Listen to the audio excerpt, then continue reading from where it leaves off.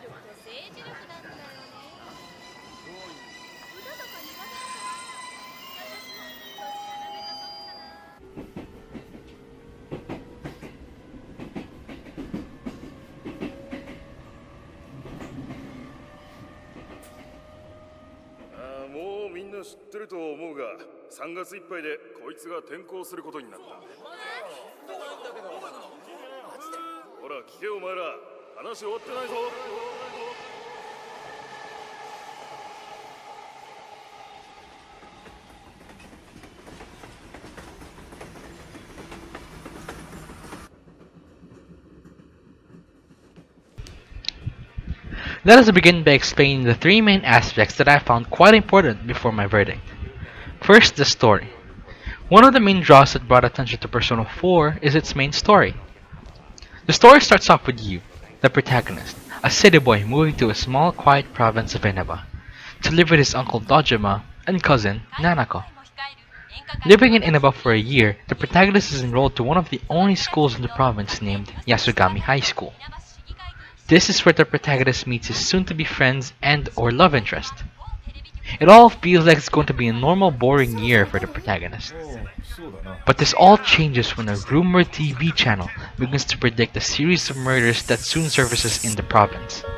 And it's up to the protagonist and his friends to find out what's really happening and figure out who is behind all of these murders. While the story dwells in deeper into the murders when the story progresses, you are also able to do many other things along the way. I won't spoil the whole twist and end here, so let us move on.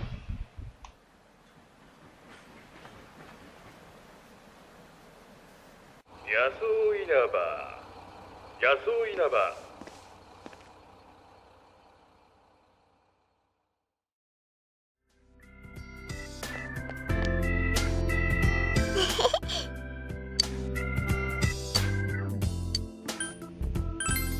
Now let's talk about gameplay. I can sum up the gameplay of the game into just one word: JRPGs. JRPGs, or Japanese role-playing games, are one of the most prominent genres of games in Japan, where the retired Persona series originated from. You control the protagonist, a city boy who moved to a small quiet province. Now the gameplay is divided into two parts that often switches as you keep progressing through the story. The first part is you going around the province of Inaba. This is where you will be for the majority of the game. You can spend your time in whatever way you want as you travel around Inaba. Each day progresses like it would a normal day: morning, lunch, afternoon, after school, and evening. You're mostly free during after school and evening, or on holidays or weekends on this game's calendar. You can hang out with your friends, participate in different minigames, and buy things you need in the future. You can also improve your own stats by answering questions correctly in school, recitation, participating in school events, and doing other things that can increase your stats. Now you can always visit the Velvet Room whenever you want to strengthen your personas. Which reminds me, personas are the main focus and feature of the game. Personas are avatars projected by one's inner self that resemble mythological figures and represent the facades worn by individuals to face life's hardships. Now each persona has their own skills, strengths, and weaknesses. They can also learn different skills from different skill cards acquired by the player. Only the protagonist can control and switch different personas, while other playable characters have their own set personas that can only be strengthened by hanging out with them and maxing out their social link, which is the progression system of being able to deepen your friendship with your friends.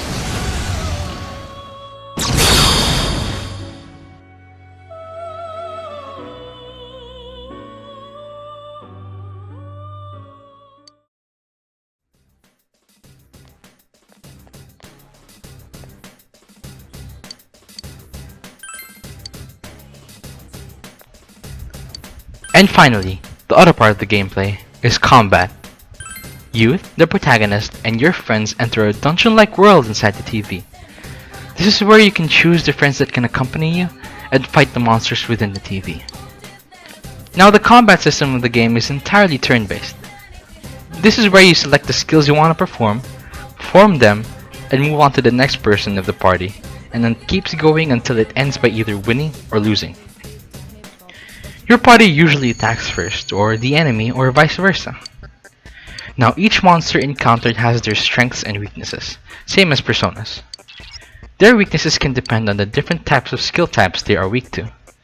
These skill types include physical, fire, ice, wind, electricity, dark, and almighty. You may discover these weaknesses by fighting the monsters and trying out different skills to see if they are weak to it or not. You may also observe the monsters to see if they are weak to a certain skill type, but only if you have encountered them beforehand. Remember to take advantage of an enemy's weakness so that you have another chance to perform another attack, or an all-out attack. Completing a fight will reward you with experience points for everyone's persona, the in-game currency, skill cards, and new personas to add to your collection. You may discover more stuff to do as you keep playing the game, but now it's time to move on.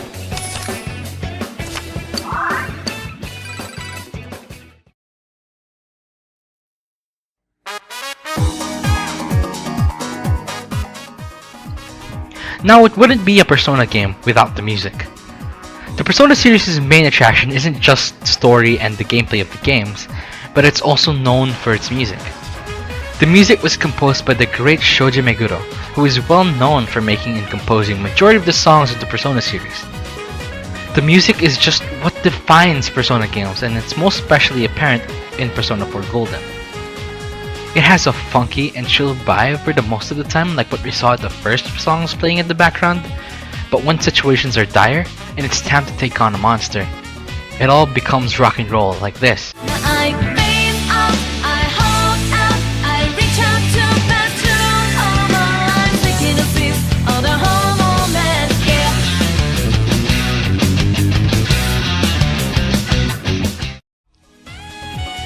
There are also dungeon themes that fit the dungeon you are in, like this.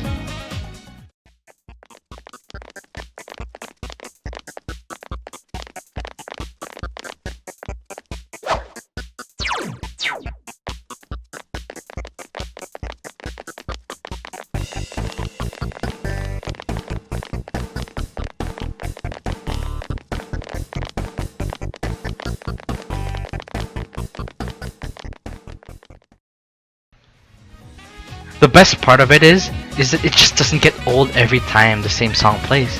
It just makes you love it even more and sing along with it even more. You'll eventually find yourself humming to one of the free roam themes when you play this game. And I'm telling you, it really do be boppin'.